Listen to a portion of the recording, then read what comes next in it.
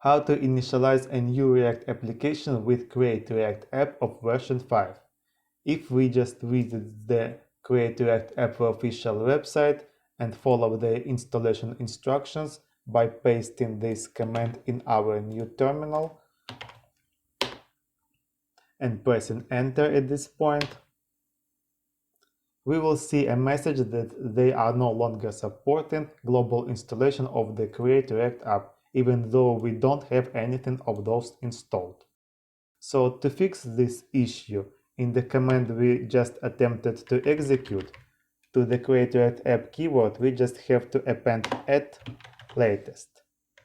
By the way, we can still use the options.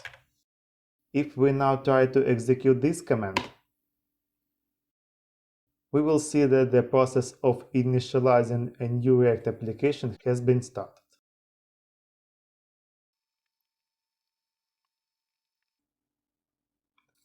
Now when our application has been installed, let's switch to its directory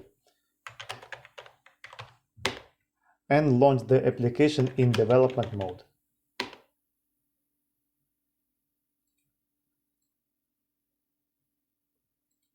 As we can see, our new React application is working as expected.